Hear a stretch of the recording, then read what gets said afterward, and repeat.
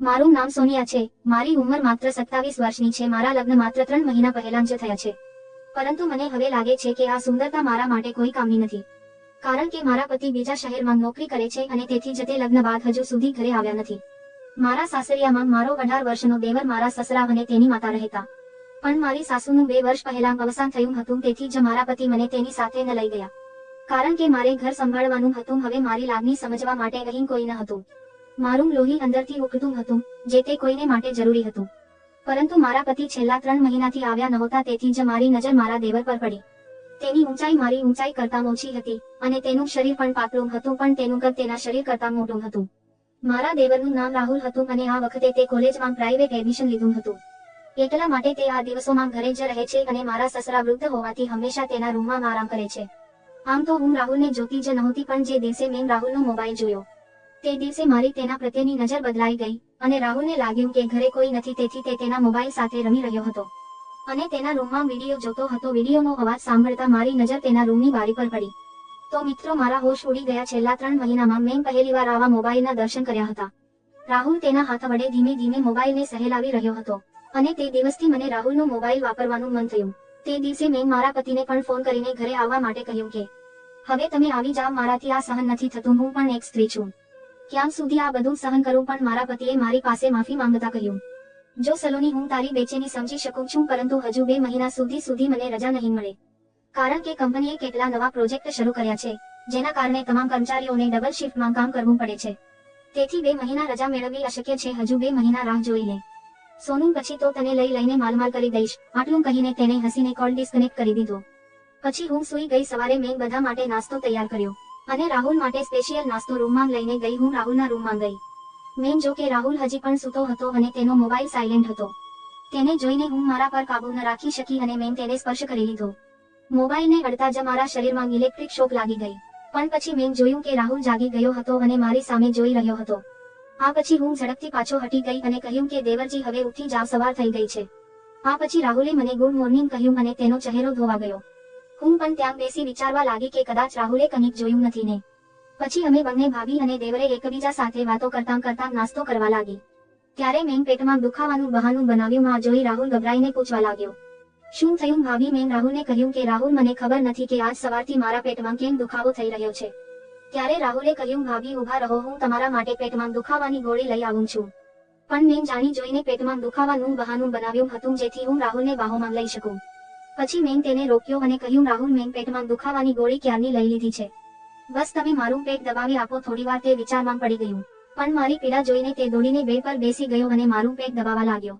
તેની નજર પણ અહીં અને તહીં જતી હતી. ત્યારે મારા સસરાના ઘરમાં આવવાનું અવાજ સંભળાયો. તો મેં રાહુલને કહ્યું કે ઠીક છે, ચાલો હું રસોઈ કરું છું, આજે પપ્પાને બજારમાં જવાનું છે. આ પછી મેં રસોડામાં જઈને ભોજન તૈયાર કર્યું અને મારા દેવર માટે રોટલી તૈયાર કરી. ત્યારે રાહુલ પાછળથી રસોડામાં આવી રહ્યો હતો. તેને જોઈને મેં પહેલેથી જ મારું પલ્લું નીચે કરી નાખ્યું. ત્યારે રાહુલની નજર મારા પર પડી. ત્યારે તે મારી સામે જોતો જ રહ્યો. કારણ કે હું સંપૂર્ણપણે પરસેવામાં તરબોળ હતી. રાહુલને જોવાનું નાટક કરીને મેં નીચે ઝૂકીને મારો પલ્લુ ઉપાડ્યો અને રાહુલને સ્વર્ગના દર્શન કરાવી દીધા. રાહુલે કહ્યું, ભાભી તમે કહો તો તમને હવા નાખી દઉં. ત્યારે મેં રાહુલનો પગ ખેંચતા કહ્યું કે તમારી ભાભી બહુ પરેશાન છે અને તમે હજી વાતો બનાવી રહ્યા છો. આ પછી રાહુલ મારી પાસે બેસી ગયો અને મને પંખાથી હવા નાખવા લાગ્યો. ત્યાં સુધીમાં મારા સસરા બજારમાં ચાલ્યા ગયા હતા. હું ઊભી રહીને રોટલી બનાવતી હતી. ફરી મેં જાણી જોઈને પલ્લુ નીચે કરી અને રાહુલને કહ્યું, આજે પેન નથી લગાવી એટલે તે વારંવાર નીચે પડી રહ્યો છે. તમે તેને સંભાળો. તો રાહુલે કહ્યું, ના ભાભી, હું તે કરી શકતો નથી. તમે જાતે જ કરો. મેં કહ્યું, અરે મારા હાથ ખરાબ છે, તેથી હું તમને કહી રહી છું, નહીં તો હું જાતે જ કરી લેત ને. આ પછી રાહુલ પલ્લુને ઠીક કરવા લાગ્યો. પલ્લુને ઉપર કરતી વખતે રાહુલ ઉપર તરફ પણ જોયું નહોતું. તે ખૂબ જ સીધો છોકરો હતો, તેથી જ ક્યારેક મને લાગતું કે કદાચ હું તેની સાથે ખોટું કરી રહી છું.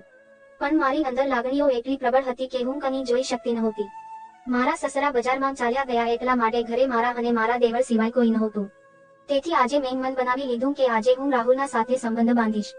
પણ રાહુલ હજી મારી સાથે એ રીતે જોઈ રહ્યો ન હતો. આજે આખો દિવસ રાહુલને પાછળ ફરતી રહી અને તેને ફસાવવાનો પ્રયાસ કરતી રહી, પણ રાહુલનો દિમાગ માત્ર ઉપર નીચે જ રહી જ હતો. તે મારી સાથે આવી વાત કરતા પણ શરમાતો હતો. સાંજે મેં બંને બેસીને જમતા હતા. ત્યારે રાહુલે આખરે મને કહી જ દીધું કે ભાભી, લાગે છે કે આ દિવસોમાં તમારી તબિયત સારી નથી, એટલા માટે તમારે થોડા દિવસ ભાઈ સાથે રહેવા જવું જોઈએ. અહીં હું બધું સંભાળી લઈશ. આ સાંભળી મારી આંખોમાં આંસુ આવી ગયા. રાહુલને કહ્યું, બસ કરો, હવે રહેવા દો. છેલ્લા 2-3 મહિનાથી હું કેટલી પરેશાન છું. તે કોઈ જાણતું નથી, ના તમારા ભાઈને મારી ફિકર છે, ના તમને મને રડતી જોઈ રાહુલ મારા આંસુ સાફ કરવા લાગ્યો. અને પછી રાહુલને ગળે લગાડી અને હું રડવા લાગી. મને ખબર છે શું શું બોલવા લાગી. હું રાહુલને કહેવા લાગી કે મને તમારામાં તમારો ભાઈ દેખાય છે, તેથી જ ક્યારેક હું તમારી પાછળ ફરવા લાગુ છું.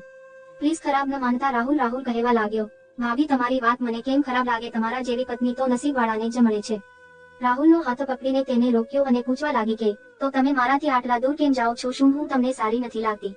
હું તમારી ફ્રેન્ડ જેટલી સુંદર નથી? તો રાહુલે કહ્યું, ના ભાભી એવી કોઈ વાત નથી, મારે કોઈ ફ્રેન્ડ પણ નથી. એટલે મેં મારું માથું તેના ખોળામાં મૂક્યું અને કહ્યું, તો મને બનાવી લ્યો કેમ એટલે તડપાવો છો? તમે તમારા ભાઈ જેવા છો તો તે મારી વાત સાંભળશે. તમે તો રાહુલે કહ્યું, પણ ભાભી તમે તો મારી ભાભી જ છો અને આ ભાભી સાથે આવું કરવું ખોટું છે. આજે મારું રડવું રાહુલ માટે થોડું ભાડે હતું અને તેથી તે મને તેના હૃદયની બધી વાત કહેવાનું શરૂ કર્યું. તેને કહ્યું, ભાભીજી હું તમને જોઉં છું ત્યારે મારા શરીરમાં પણ કરંટ દોડવા લાગે છે. તે દિવસે જ્યારે મેં તમને પરસેવાથી લથપથ જોયા હતા ત્યારે તમારી સાથે આટલું કહીને મારું મન બેચેન થઈ ગયું. મેં તેને કહ્યું કે મને આગળ તો જણાવો, આજે હું તમારી પાસેથી બધું સાંભળવા માંગુ છું. જો તમે મને આ પહેલા કહ્યું હોત તો હું ક્યારની તૈયાર થઈ જાત. પછી હું ખુશ થઈ ગઈ. હું પલંગ પર બેસી ગઈ અને રાહુલને કહ્યું કે બોલો, દૂધ પીશો? તો રાહુલે કહ્યું, અરે ભાભી મેં હમણાં જ ડિનર કર્યું છે, તેના ઉપર બપોર થઈ ગઈ છે, સાંજે પીશું. મેં કહ્યું, અરે દેવરજી તમે તો હજી બાળક છો. ત્યારે રાહુલનો ચહેરો લાલ થઈ ગયો અને તે શરમાઈને નીચે જોવા લાગ્યો. મેં કહ્યું, હવે શરમાતા દેવરજી, બધું તમારે જ કરવાનું છે. ભાભી અમારું પહેલી વાર છે. તો હું હસવા લાગી અને તેને કહ્યું, ચિંતા ના કરો, મને અને તમને બંનેને ખૂબ મજા આવશે. હવે જલ્દી તૈયાર થઈ જઈએ. ત્યારે અચાનક ઘરનો દરવાજો ખોલ્યો. બેલ વાગ્યો. રાહુલને કહ્યું કે થોડી વાર રહો, ત્યાં કોણ છે? કદાચ બાપુજી આવ્યા હશે. પણ હું બહાર ગઈ તો મને આશ્ચર્ય થયું, કારણ કે મારા પતિ ત્યાં ઊભા હતા. મેં કહ્યું, તમે? તેને કહ્યું, હા મારી રસમલાઈ, હું જ આજે તારો પતિ સાક્ષાત પ્રગટ થયો છે. પંચે દરવાજે મને તેના ખોળામાં ઉંચકી લીધી. મેં કહ્યું, ચાલ હું તને દિવસના તારા બતાવું, તને 3 દિવસ સુધી હું શ્વાસ પણ નહીં લેવા દઉં. મેં કહ્યું, છોડો છોકરાઓ, આવી હરકતો તો બંધ કરો, મને નીચે ઉતારો, રાહુલ આવી જશે.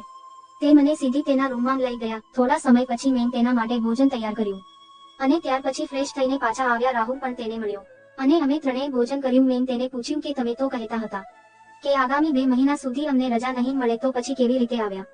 તેને કહ્યું કે હું ફક્ત તારા માટે જ આવ્યો છું. જમ્યા પછી અમે બધા આરામ કરવા લાગ્યા અને સાંજ સુધીમાં સસરા પણ આવી ગયા.